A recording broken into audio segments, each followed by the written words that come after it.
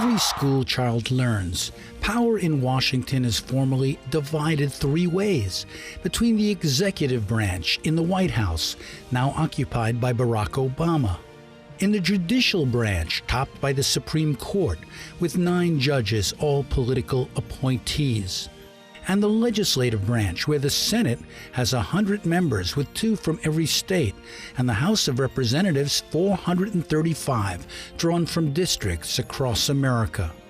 This is the formal system of checks and balances that is supposed to keep the country on the stable course of democracy. And yet, wherever you go in this capital of America and meet the people who are the most informed about how the government really works, you hear that the system isn't working and that the voters are not in charge. You hear it from a member of Congress. Who controls America? An elite group of people who function in a stratosphere globally and beyond the Constitution, beyond the reach of government. They have enormous resources. You hear it from an expert on our elections. Our politics are being hijacked. They're being hijacked by people who are willing to spend millions of dollars to, elect or defeat certain candidates. You hear it from the head of a public interest group. We have a plutocracy. We have a corporate plutocracy, and the rules in Washington are written by the corporate lobbyists working on behalf of the biggest corporate interests in the country. And you hear about lobbyists from a veteran former congressional staffer who would only talk to us if his face and voice were altered. 99% of the people that I see lobbying Congress are white men and women who you can tell wear very nice, expensive suit and ties and dresses, and they are going into the Republican offices. I rarely see African Americans here. I rarely see Hispanics. I rarely see Asians, I rarely see Muslims. It's like you see these very well-dressed guys who just came off Learjets, and you can tell they're right out of the country club. And they're going to the Republican offices asking for a tax cut of some kind. These are not just opinions. This well-researched book by William Domhoff details how the government today is being run by powerful elite forces outside the government. As we will see, his conclusions are supported by experienced insiders here in Washington, D.C. All of these insiders say that money and special interests are now in control. They too ask, who rules America?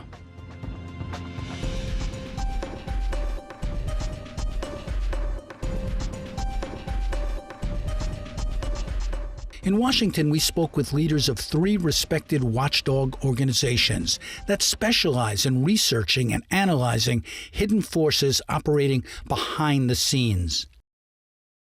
Public Citizen focuses on corruption and accountability issues. Robert Weissman is their president and described how laws get passed. How does a piece of legislation emerge? How does it become law? How does it get implemented, and how does it get enforced? At every step of the way, you really have sort of corporations in whatever industry dominating the process. Why don't congressmen, the people we elect, challenge this system? Well, they are products of the system. And so they've got an inherent bias of favoring it. Look, they've succeeded in the system one way or another. And those who challenge it are going to have to fight really entrenched power. So there, of course, there are many of them who are very good and who do challenge the system. But by and large, people got to Washington because they figured out how to make the system work for them. Even if they came in as insiders, most of them were quickly educated on the ways that things really do work in Washington if they hope to get things done or get reelected. And they succumb to the corporate interests. Where does the money come from? The top 100 donors have given 77% of the money going to super PACs. That means 1% of the donors are giving 64% of the money. This is a tiny elite that can afford to make the contributions that are going to be most influential in this election cycle. This website, opensecrets.org, documents where all the money in politics originate.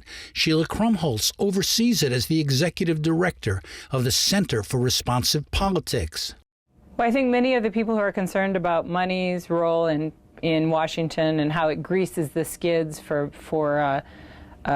private, narrow interests to kind of rule the day believe that the money is, that members of Congress and policymakers control the levers of power, but that the donors, the kind of patrons of these people, are operating the strings. The politicians are kind of the visible locus of power, but the people behind them really are calling the shots. How do we find out who those people are?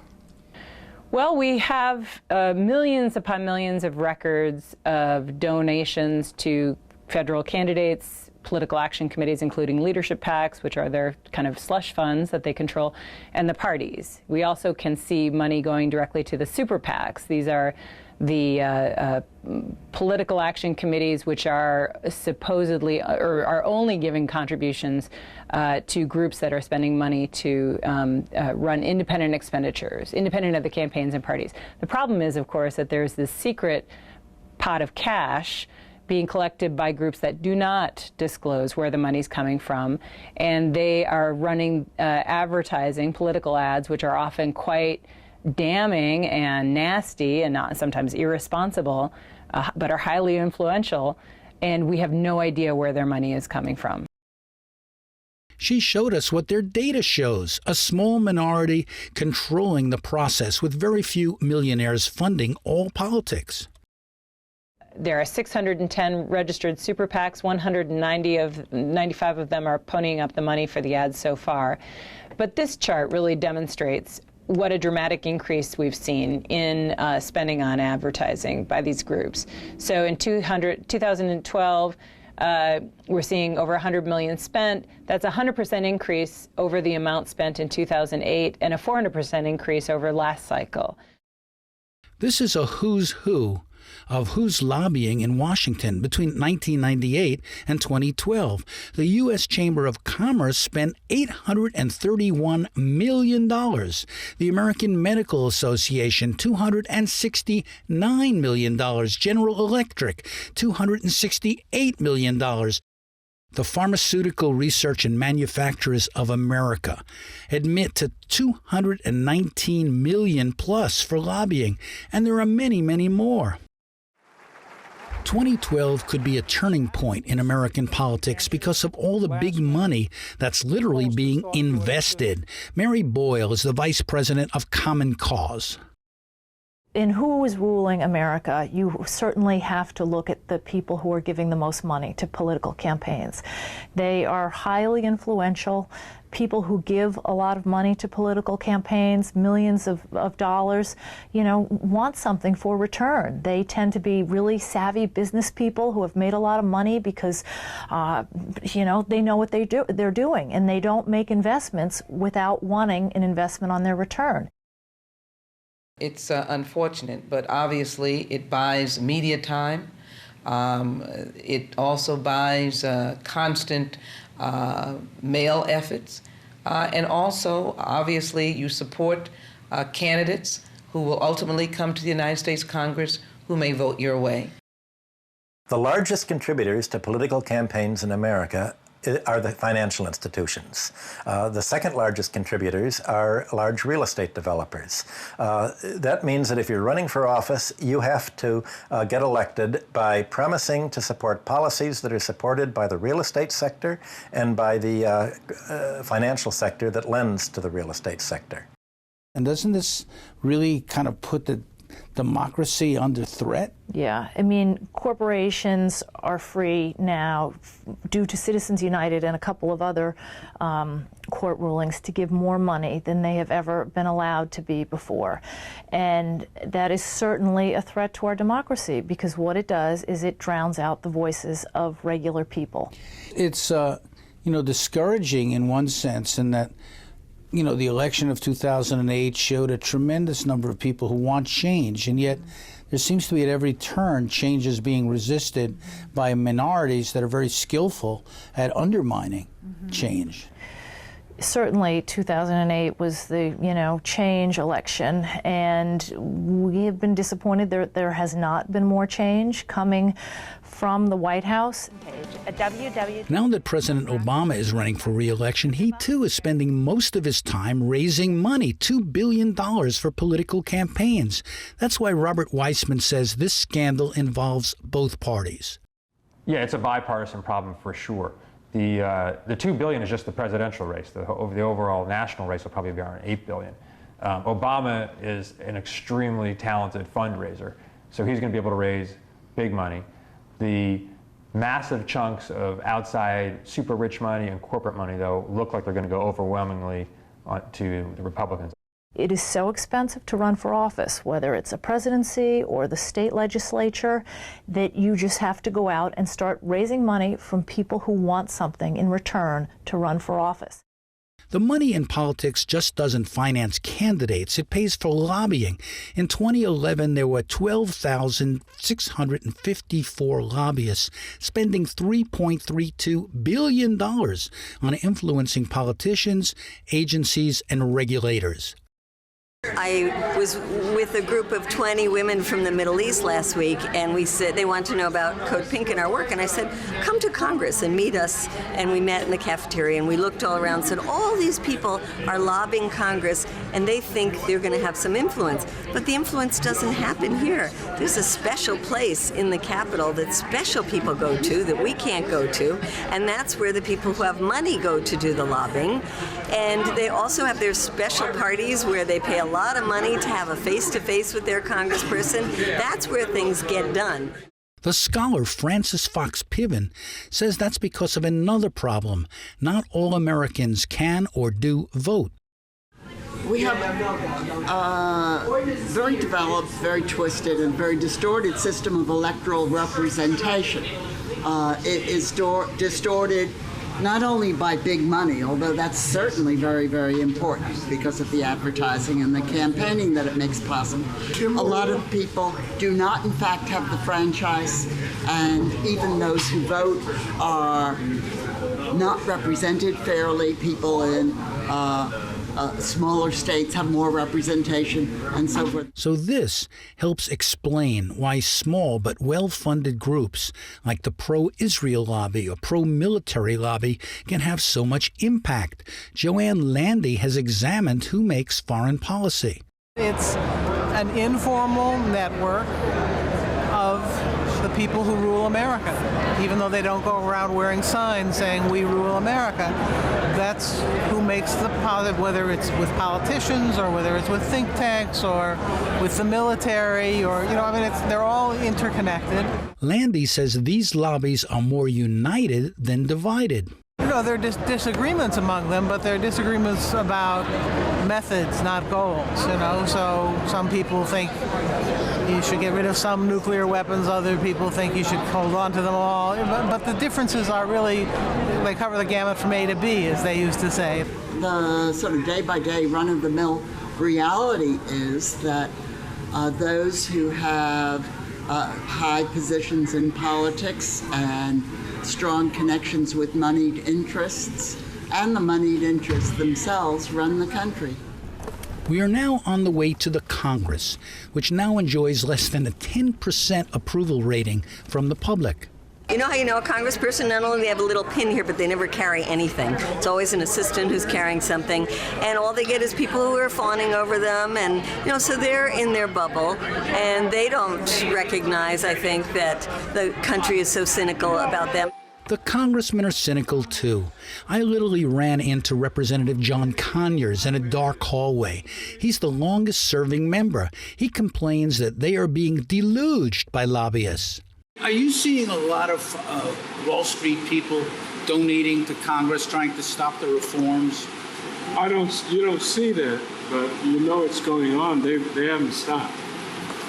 The Congress wanted to reform the financial laws, and it seems like they're being stopped at the regulatory level by all these donations from members of Congress, from big banks and Wall Street. Well, it'll show up. It shows up on the quarterlies, but I have no reason to believe that there's been any cessation of that or reduction. And so you get the same results, stagnation. JP Morgan Chase has shocked the markets by revealing a trading loss of over $2 billion. 2 weeks later, it was reported that the huge bank JP Morgan Chase lost $2 billion gambling on exotic derivative products. And what they called a synthetic credit portfolio. If Jamie Dimon makes this mistake, because we know he's good, well, what the hell's going on at Citigroup and at Bank of America? Thanks to the mistakes by JP Morgan, which is the biggest U.S. bank in terms of assets, rippled through the financial world. For many, it brings back memories of 2008, when big banks' risky bets threatened to collapse the financial system. It was later reported that the bank's lobbyists had fought against a new rule that, if passed, would have prevented this giant loss. The internet buzzed with the bad news. Because this is the derivatives market, this is very important. Could pan out to be nothing. Largest U.S. bank, best buddies with the Fed, and of course this is a whole lot of debt. But none of the commentary I saw discussed the lobbying by JP Morgan Chase. You see banks time and time again getting into problems, slipping up, and you've got America's biggest bank, JP Morgan, doing exactly that. And frankly, the banks are their own worst enemy. We know we were sloppy. We know we were stupid. We know there was bad judgment. We don't know if any of that's true yet. Now, of course, regulators should look at something like this. That's their job. So, we are totally open kimono with regulators, and they will come to their own conclusions. But we intend to fix it, learn from it, and be a better company when it's done. One of the amazing lessons, I think, of everything that led up to the crash is they can't control themselves, even to the extent that they will destroy their own industry. Even to the extent they will destroy their own companies. The short-term profit motive seeps in so many pores of individuals and divisions and offices and then whole companies. They will destroy themselves. So we definitely can't trust them to figure out how to control themselves. Public Citizen later played a role outlawing insider trading by members of Congress on information they obtained in hearings and investigations. Public Citizen considered it corruption. The notion that the powerful shouldn't get to create one set of rules for themselves and another set of rules for everybody else. And if we expect that to apply to our biggest corporations and to our most successful citizens, it certainly should apply to our elected officials, especially at a time when there's a deficit of trust between this city and the rest of the country.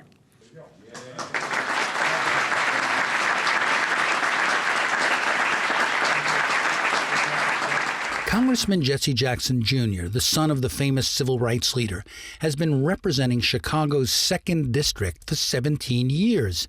He's consumed with investigating and explaining how the system was set up historically to serve states' rights and special interests.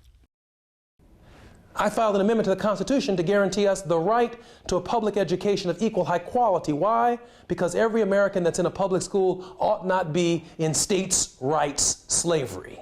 In other words, the lesson of the African American overcoming the Constitution with respect to states' rights was not heeded through time by the American people, and it is the exact same system that they are stuck in today, and they just don't know it. We asked him why Congress has become so dysfunctional. I've never seen it more polarized. I've never seen it more divided along geographical lines, along factional lines, along economic, political lines. It's not what the democracy was conceived to be. It's not what it was supposed to evolve into. And unfortunately, the American people are the victims of this process. How would you answer that question? Who rules America? There are two types of material power in this country and in the world. One is political and one is economic. We, the people, have the power politically to control and determine the economic system. And there is a constant struggle between people power and economic power. We, the people, control, through the political system, our economic destiny and the economic destiny of the nation. Increasingly, the heavy hand of the economic system is controlling the political system and manipulating the people. Who controls America? An elite group of people who function in a stratosphere globally and beyond the Constitution, beyond the reach of government. They have enormous resources. They own the media, the power to investigate. They get to shape the narrative of the stories. They get to model and position candidates for public office and shape an image in front of the American people, an image that oftentimes does not jive with reality, and yet the American people see this image of leadership and they vote for it, only to find out the human frailties and the shortcomings of the individual at a later date. We met a former congressional staffer who worked on the Hill for a leading legislator for 12 years. He agreed to talk with us only if we blacked out his face and distorted his voice. He was scathing in his description of how decisions get made.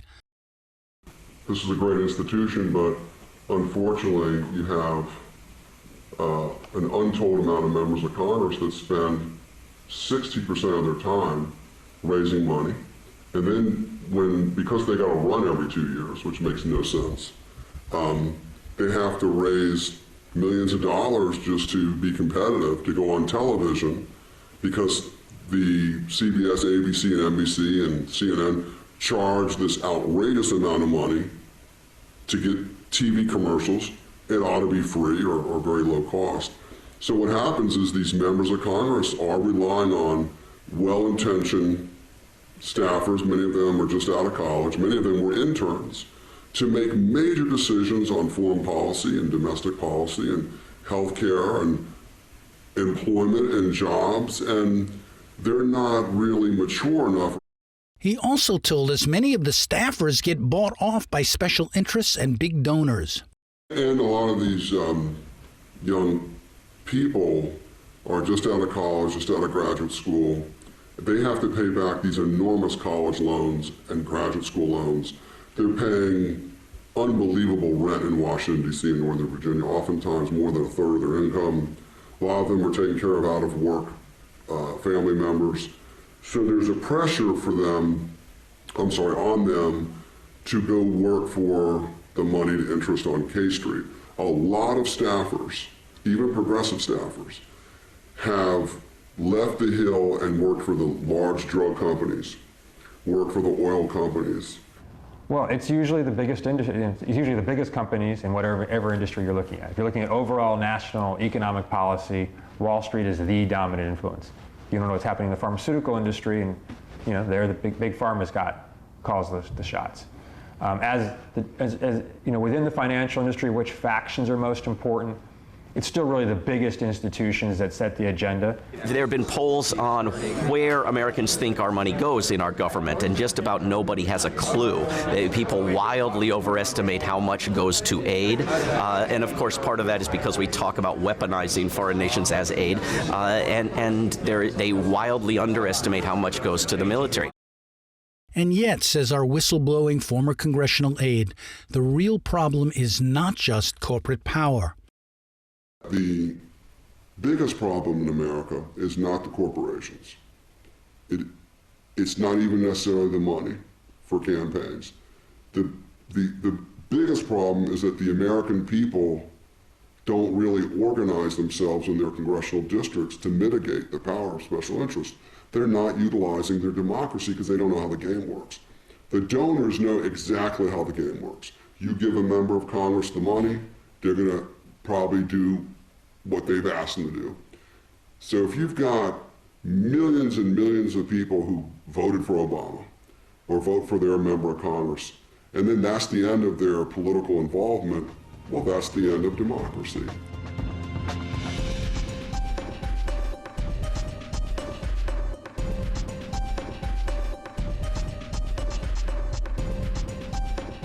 Coming up next, the role Wall Street plays. Wall Street, the banks, and the financial industry writ large is the single largest source of campaign cash in the United States, and it has been for years, if not decades. Next time on Who Rules America?